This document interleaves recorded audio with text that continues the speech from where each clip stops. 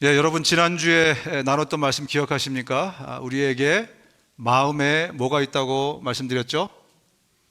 마음에 눈이 있다는 말씀 드렸습니다.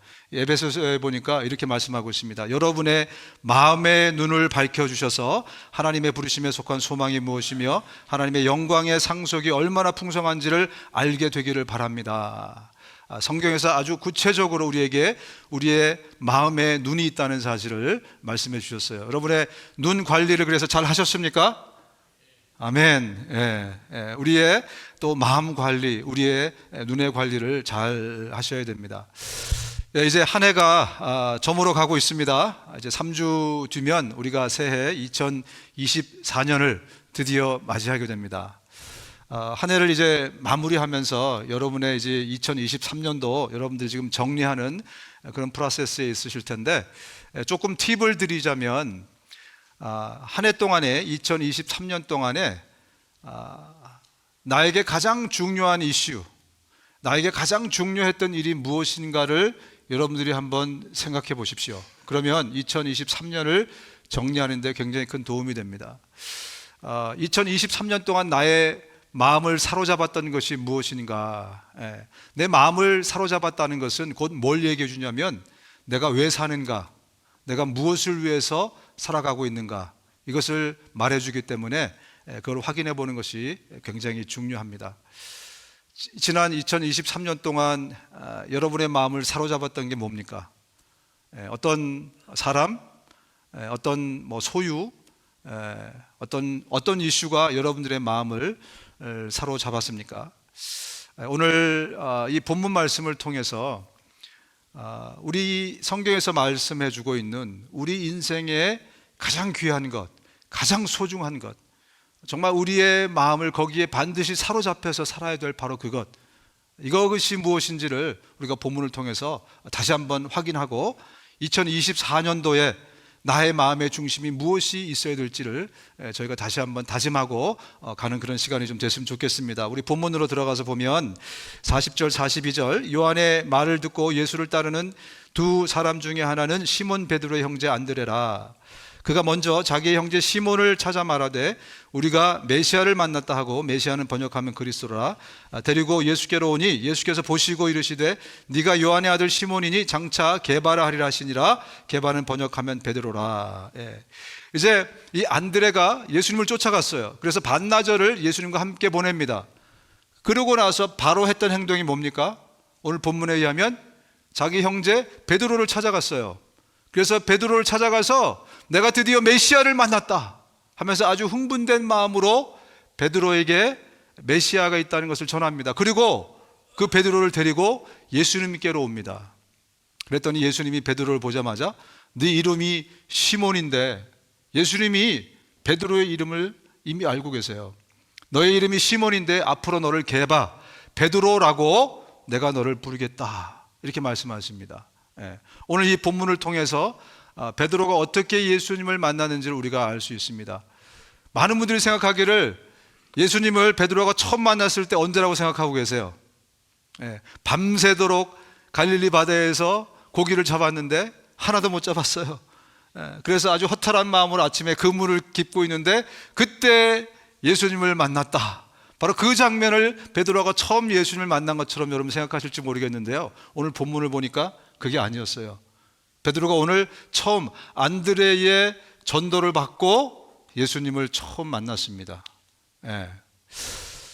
여러분, 이 안드레가 지금 베드로에게 예수님을 만나자마자 달려갔어요. 그리고 전도를 합니다.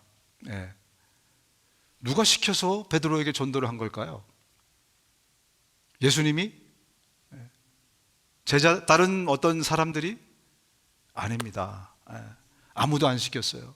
지금 안드레가 예수님을 만나자마자 그 누구도 시키지 않았는데 정말 흥분된 마음으로 먼저 자기 형제 베드로에게 달려갔습니다. 왜 그럴까? 왜냐하면 인간이 예수님을 만나면, 인간이 인격이신 예수님을 만나면 자연스럽게 나타나는 현상이 바로 이것입니다.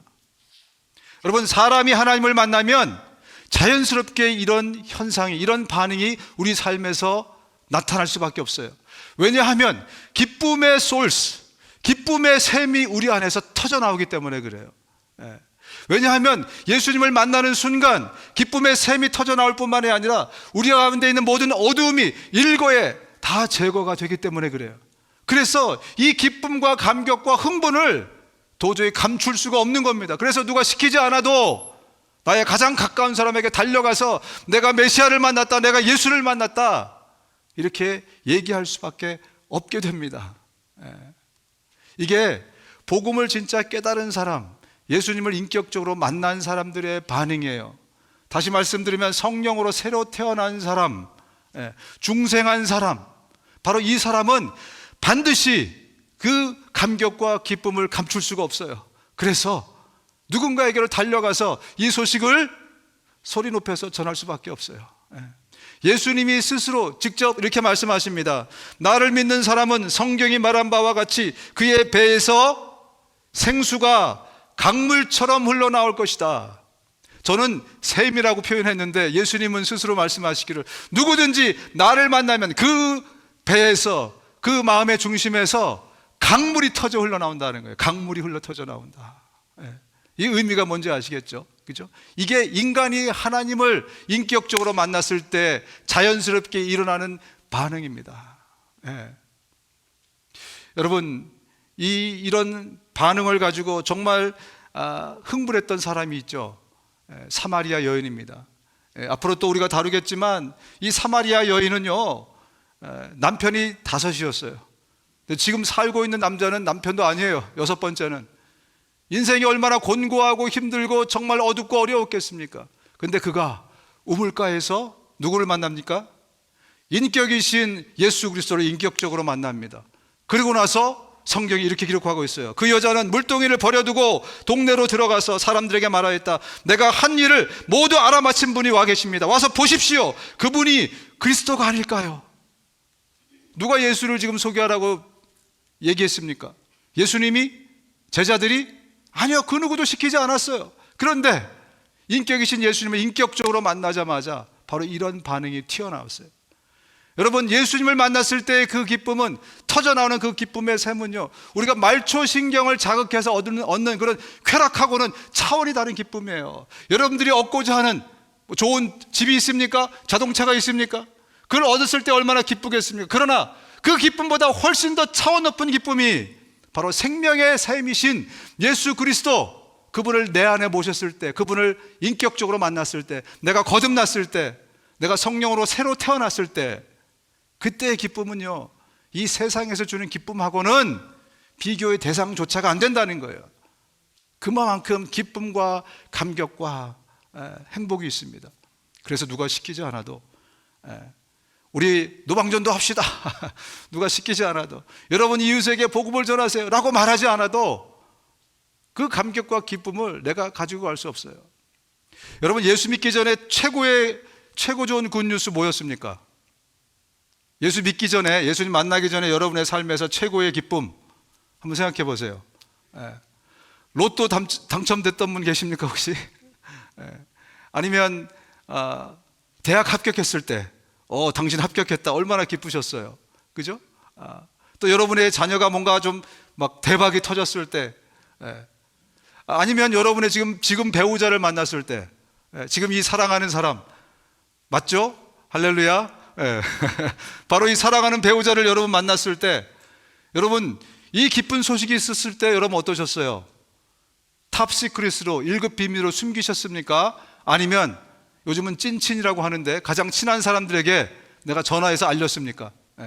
여러분 청첩장 다 돌리셨죠? 안 돌리셨어요? 그죠? 이 기쁜 소식을 인간은 나 스스로 가지고 있을 수 없어요. 이 소식은 반드시 나의 삶을 타고 넘어서 이웃에게로 흘러가게 되어 있습니다. 이게 바로 인간이에요. 그런데 이런 세상에서의 기쁨보다, 우리 육체가 누리는 기쁨보다 훨씬 더 기쁜 진정한 기쁨인 예수 그리스도를 만났을 때의 그 기쁨은요, 절대로 내가 탑시크릿으로 나만 간직할 수 없는 게 바로 인간입니다. 그런데 말입니다, 어떤 사람은 저에게 그런 얘기를 해요. 내가 처음 예수님을 만났을 때 분명 세상에서 가장 기쁜 소식이었습니다. 그런데 시간이 지나면서 점점 그 기쁨이 사라지고 그 은혜가 없어지고 이제는 그렇지 않습니다. 이렇게 말하는 분들이 계십니다.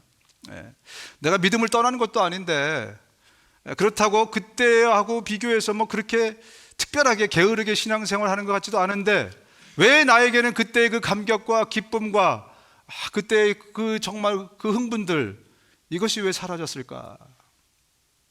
여러분, 왜 사라졌을까요? 여러 가지 이유가 있겠지만 가장 큰 이유가 있습니다. 그것은 우리의 신앙생활의, 믿음생활의 포커스가 예수에게서 예수가 주시는 은혜로 포커스가 넘어갔기 때문에 그래요. 다시 말씀드립니다. 우리의 기쁨과 감격이 사라진 이유는 우리를 기쁘게 하고 우리를 기쁘게 하는 것은 내가 예수를 만났기 때문에, 예수님 때문에 그 감격과 흥분이 생겨났는데 우리의 믿음의 포커스가 예수님에서 예수님이 주신 그 은혜, 예수님이 주시는 그 생명, 예수님이 주시는 그 복, 바로 이것으로 포커스가 옮겨갔기 때문에 그래요. 그래서 지금 내가 열심히 신앙생활한 이유는 예수님 때문이 아니고 그분을 사랑해서, 그분을 만나기 위해서, 그분과 더 친밀해지기 위해서, 그분을 더 알기 위해서가 아니고 많은 사람들이 점점점 예수가 나에게 주시는 복, 예수가 나에게 주시는 어떤 은혜, 그것에 우리의 신앙생활에 포커스를 갖기 시작합니다. 그러면서 희한하게 은혜도 사라지게 돼요. 여러분, 그렇습니다. 우리가 은혜를 얻은 것은요, 우리가 그렇게 기뻐 날뛸 수 있었던 것은 바로 예수님 그분 때문이었어요. 그분이 갖고 있는 능력이나 그분의 생명이나 그분이 주실 어떤 복 때문이 아니고 예수님 때문에 우리가 그렇게 흥분했고, 예수님 때문에 그렇게 즐거웠고, 예수님 때문에 내 목숨까지도 내가 드려야 되겠다 그렇게 헌신했는데 점점 우리의 신앙생활의 포커스가 예수님에서 이쪽으로 흘러가는, 그래서 은혜가 점점점 사라지는 그러한 믿음 생활을 하는 많은 사람들이 오늘날에 있습니다. 여러분, 은혜는요 선물입니다. 선물이 중요합니까? 선물을 주신 분이 중요한 거예요. 여러분, 샘물이 중요합니까? 이 샘에서 나오는 물이 중요합니까?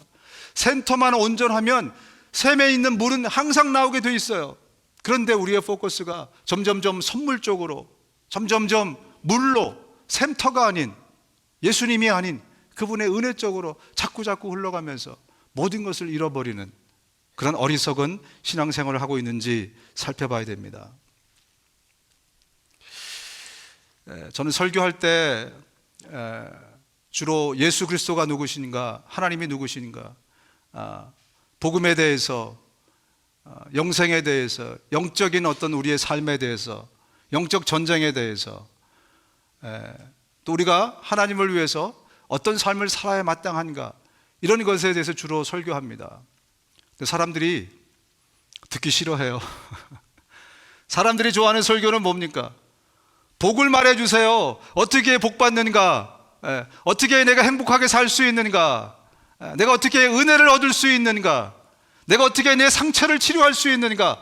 내가 어떻게 위로받을 수 있는가? 내가 어떻게 고난에서 탈출할 수 있는가? 내가 어떻게 고난에서 나의 삶이 꽃길로 바뀔 수 있는가? 이런 설교 좀 해주십시오. 여러분, 그만큼 우리의 포커스가 예수 그리스도 그분에게서 예수가 주시는 은혜, 선물, 복, 이런 것으로 옮겨갔다는 증거입니다.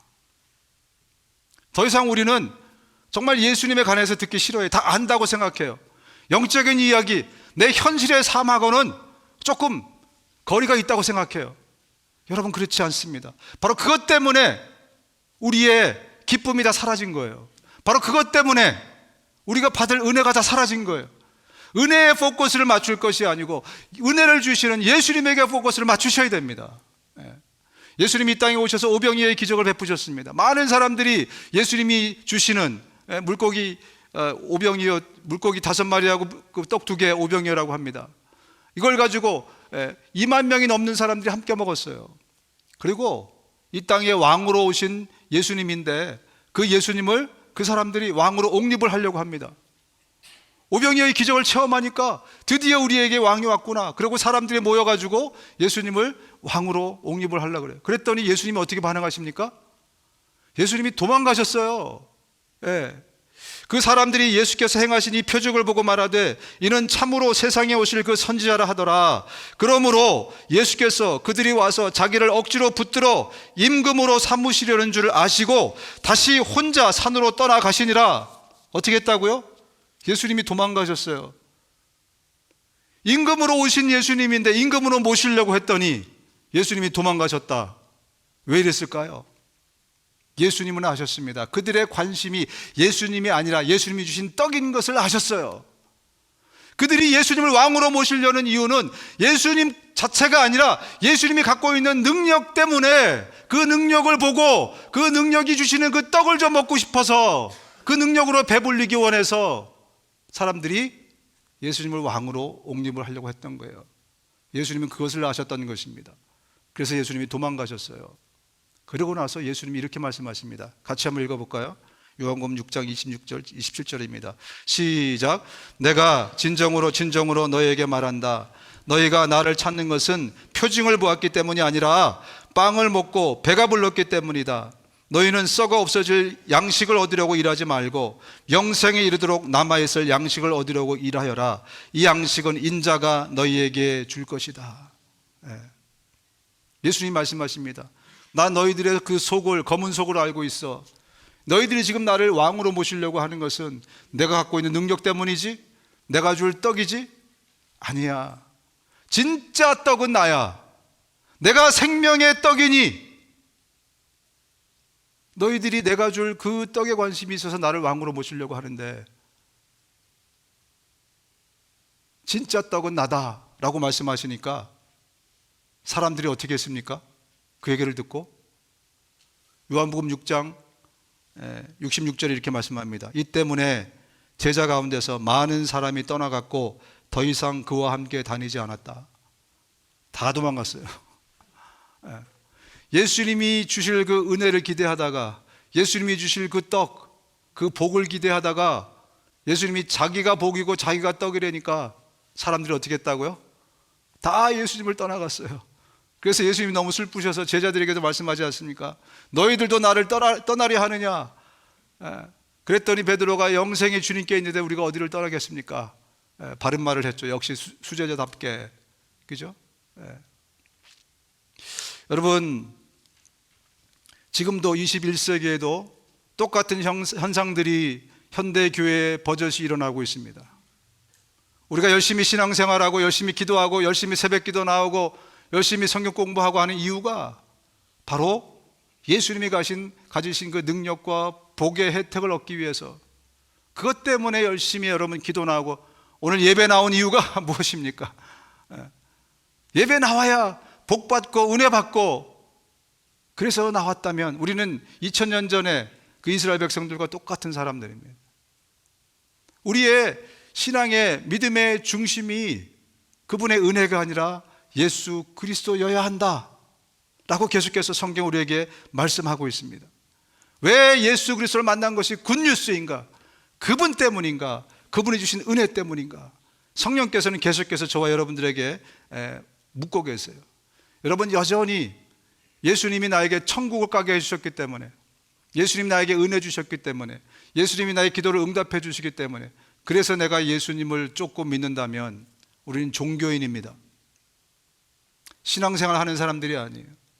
믿음 생활은 그것이 아닙니다. 믿음 생활은 주님을 쫓는 사람, 주님을 사랑하는 사람, 주님을 바라보는 사람이지, 주님 뒤춤에 있는 은혜나 복이나 심지어 천국이나 어떤 다른 귀한 것, 그것이 아니라는 거예요. 이 기준으로 오늘 나의 삶을, 나의 중심을 한번 들여다보시기 바랍니다.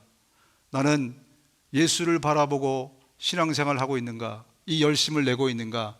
아니면 예수가 주실 천국, 예수가 주실 복, 예수가 주실 은혜, 예수가 주실 생명, 예수가 주실 그 어떤 것 때문에 내가 지금 이 자리에 앉아 있는가? 만약에 후자라면 나는 여전히 종교인일 뿐입니다. 그런 사람이 어떻게 정말 이 감격과 기쁨의 소식을 이웃에게 전할 수 있겠어요? 예수가 나의 보물이 아닌데. 우리가 잘 아는 비유 중에 예수님이 하신 그 농부의 비유가 있잖아요.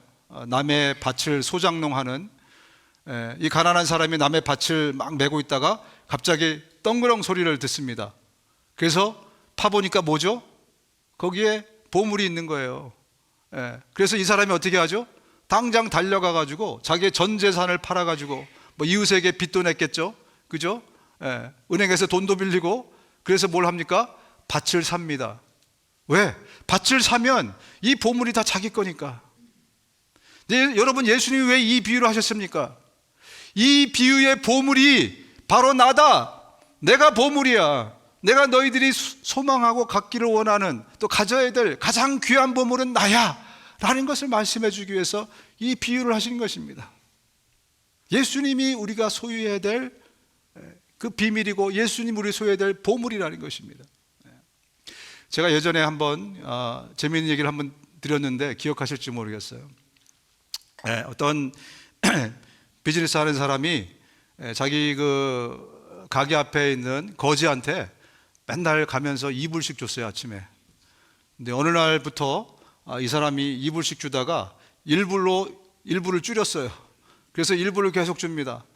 그래서 이 거지가 계속 2불씩 받다가 1불을 받으니까 갑자기 궁금해진 거예요. 우리 저 사람이 비즈니스가 좀 안 되나? 그래서 어느 날 마음 먹고 물어봤습니다. 아니 선생님, 예전에는 계속 2불씩 주다가 왜 갑자기 1불로 줄였어요?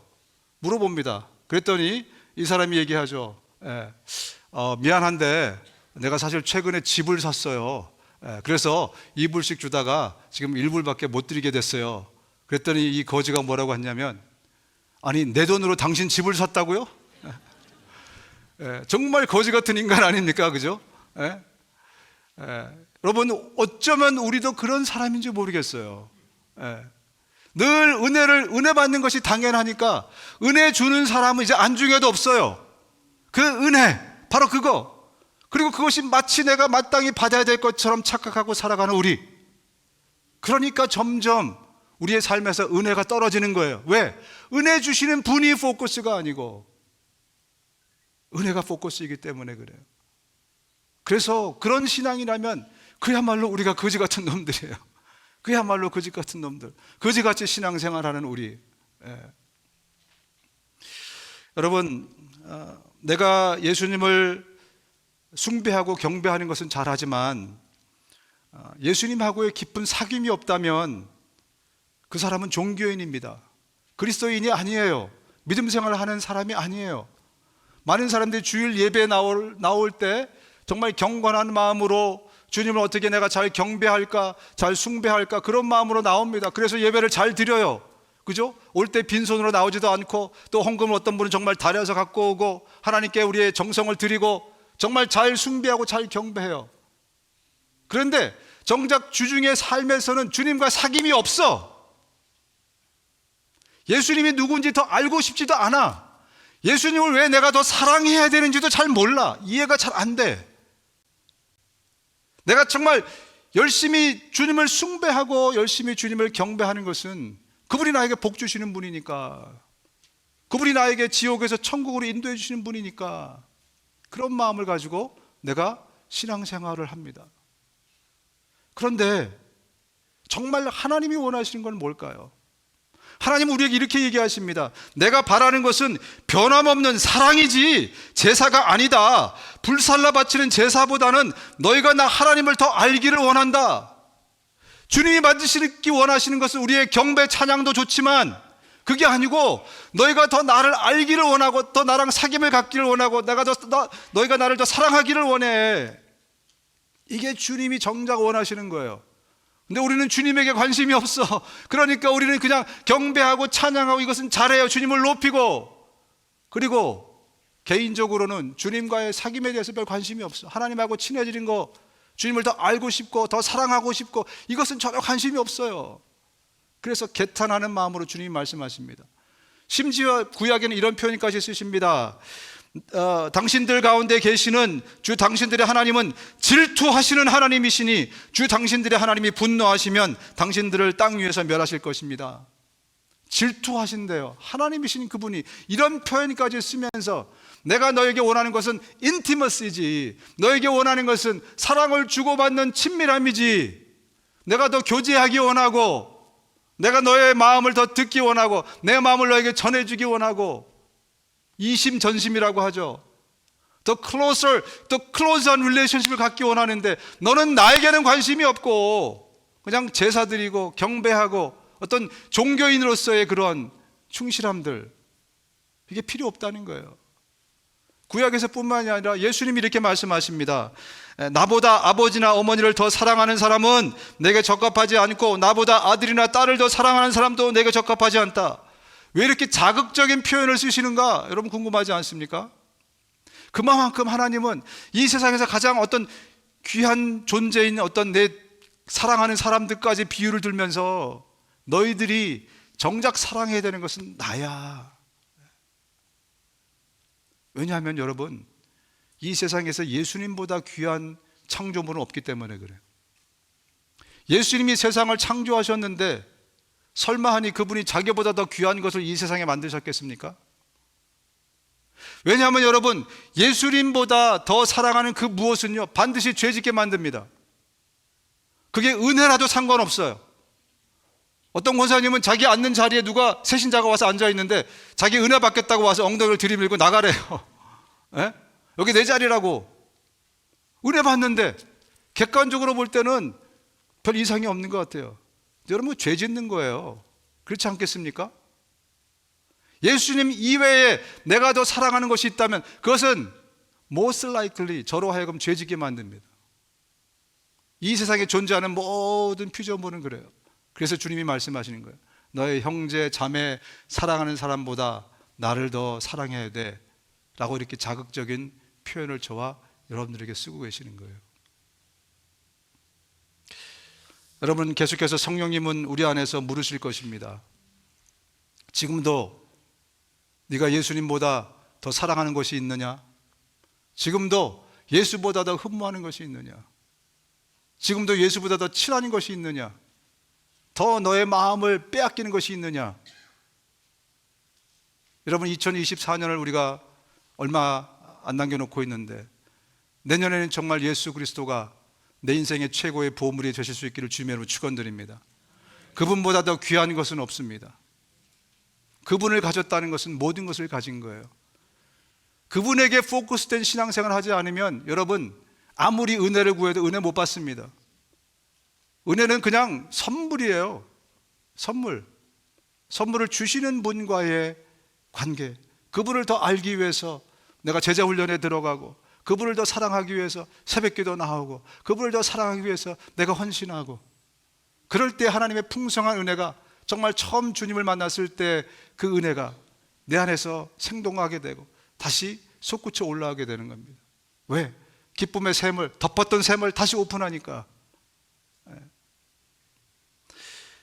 본문으로 들어갑니다. 빌립이 나다나엘을 찾아 이르되 모세가 율법에 기록하였고 여러 선지자가 기록한 그 일을 우리가 만났으니 요셉의 아들 나사렛 예수니라. 나다나엘이 이르되 나사렛에서 무슨 선한 것이 날 수 있느냐? 빌립이 이르되 와서 보라 하니라. 지금 이 빌립은요, 나다나엘을 만나서 전도를 합니다. 그런데 나다나엘은 성경을 많이 아는 사람이에요. 무화과 나무 있을 때 내가 너를 봤다라는 것은 그 무화과 나무 아래서 성경을 연구하고 또 일반 사람들이 거기서 기도하고 했던 장소입니다. 그거를 예수님이 레코그나이즈 할 정도면 이 나다나엘은 굉장히 성경에 해박한 사람이에요. 근데 지금 빌립이 나다나엘한테 얘기하기를 메시아를 만났는데 그 사람이 나사렛 출신이라는 거예요. 근데 자기 아무리 성경을 봐도 나사렛에서는 구세주가 나올 수 없거든요. 성경에는 베들레헴이라고 써 있습니다. 혹시 베들레헴이 아니더라도 예루살렘이면 예루살렘이지 그 천한 나사렛에서 어떻게 나오냐? 그러면서 나 안 가. 그렇게 해야 당연한 거 아닙니까? 빌립이 와 보라. 예수님이 하셨던 말씀을 그대로 리핏하잖아요. 와 보라. 근데 안 가는 게 마땅해요. 그런데 어떻게 하죠? 빌립을 쫓아가요. 왜 빌립을 쫓아갔을까요? 그것은 빌립의 삶 때문입니다. 나다나엘은 빌립이 어떤 사람인지, 무엇을 위해 사는 사람인지, 저가 왜 지금 살고 있는지를 알고 있는 사람이기 때문에 그래요. 그의 삶이 그의 상식을 설득해낸 거예요. 여러분, 삶이라는 것은 이렇게 파워풀한 겁니다. 여러분, 저와 여러분들은 이 성경을 목숨처럼 믿고 목숨처럼 따릅니다. 그러나 세상 사람들은요, 성경이나 만화책이나 똑같아요. 오히려 만화책을 붙듭니다. 그들에게 목숨이 생명이 아니에요. 그들에게 성경은 바로 저와 여러분들의 삶입니다. 그들이 비판하는 것은 예수가 아니에요. 예수 믿는 사람을 비판하는 거예요. 예수를 욕하는 사람은 전도하다 보면 거의 없어요. 4대 성인으로 그냥 알고 있어요. 좋으신 분. 그러나 예수 믿는 것들은, 예수 믿는 놈들은, 예수 믿는 XX 이렇게 나갈 정도로 예수 믿는 사람들의 삶은 그들에게 인정받지 못하고 있어요. 우리의 삶이 성경인데 왜 그럴까요? 그들이 하나같이 하는 얘기가 있습니다. 예수 믿는 사람들을 보면 자신들과 똑같이 세상을 사랑한다는 거예요. 그래서 이 세상에서 내가 잘 살기 원하고 행복하기 원하고 거기다가 지 힘으로 해야 되는데 하나님한테 기도해서 그 힘까지 받아가지고 똑같이 세상을 사랑한다는 거예요. 그러면서 더 욕심 있는 게, 그러면서 또 천국도 가기 원한다는 거예요. 그러니까 이 이기적인 놈들, 이 셀피시한 놈들, 그렇게 부르는 게 마땅하지 않겠습니까? 그들이 우리의 삶을 알고 있어요. 나의 삶이 예수님이 아니라 예수님이 주실 그 어떤 것이라는 거, 천국이고 복이고 잘 되는 거고 형통이고 잘 나가는 거고, 야베스의 기도이고 지경을 넓혀주는 거고, 우리의 삶이 정말 예수님만 사랑하는 삶이라면 그들도 그때부터는 우리의 삶을 인정해 줄 겁니다. 쟤는 돈이 없어도 하나님 붙들고 사는 사람이에요. 저는 자기가 원하는 그들 안 되고 고난 가운데 있어도 저는 지극히 하나님 사랑하는 사람이야. 지극히 예수님 바라보고 사는 사람이야. 저게 그리스도인이야. 그것이, 그 삶이 그들에게 성경이 되는 것입니다. 2024년에는 저와 여러분들이 정말 찐 그리스도인이 되실 수 있기를 주님의 이름으로 축원드립니다. 예수께서 나다나엘에게 자기에게 오시는 것을 보시고 그를 가리켜 이르시되 보라, 이는 참으로 이스라엘 사람이라 그 속에 간사한 것이 없다. 예수님이 보자마자 나다나엘이 누군지 알고 계셨어요. 예수님은 참 하나님이시면서 참 인간이십니다. 그렇기 때문에 나다나엘을 처음 만났음에도 불구하고 이미 나다나엘이 누군지 알고 있어요. 그러면서 칭찬하죠. 뭐라고요? 참 이스라엘 사람이래요. 그러면 참 이스라엘은 뭐고 그냥 이스라엘은 뭡니까? 그 설명을 바울이 감사하게 로마서에 이렇게 잘 설명해 주고 있습니다.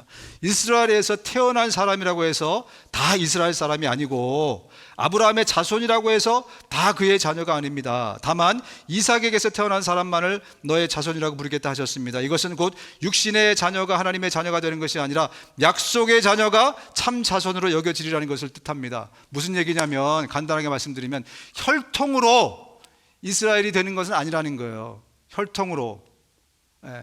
이제는 새로운 태어남, 영적으로 새로, 언약으로 새로 태어난 바로 그 사람이 참 이스라엘이 된다는 거예요.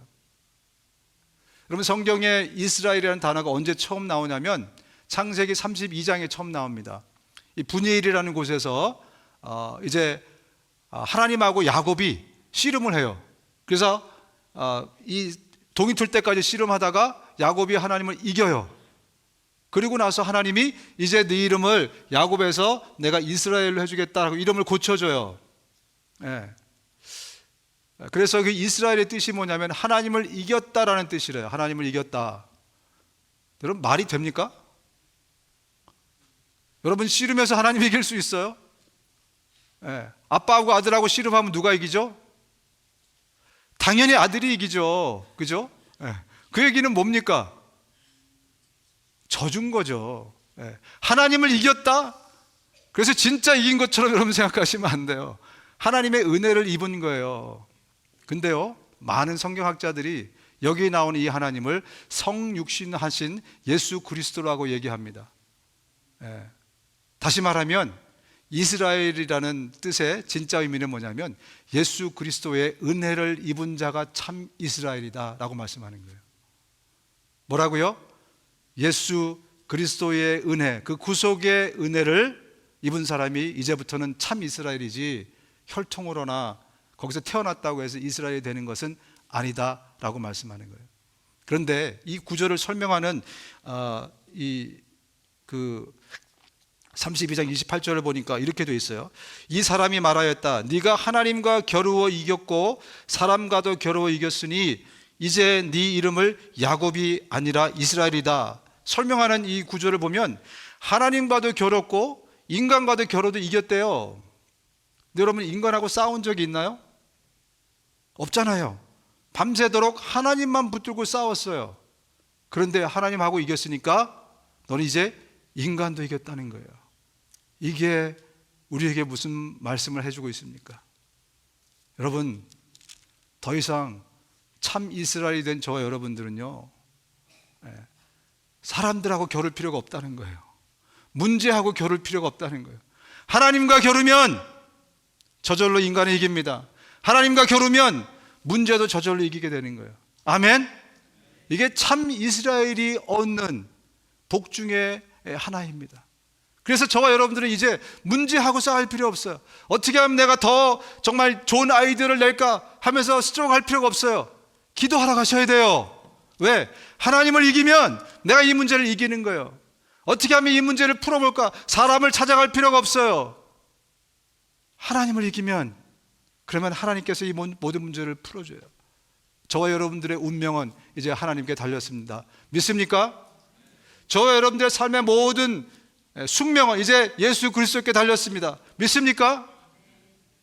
그렇습니다, 여러분. 이제 우리 2024년을 살아갈 때 참 이스라엘의 삶으로 살아가시기 바랍니다. 예수, 그분을 가지면 우리는 세상의 전부를 가진 사람들입니다. 예수, 그분을 가지면 그분과 겨루면 됩니다. 그러면 세상의 모든 것들은 그분이 알아서 해결해 주실 것입니다.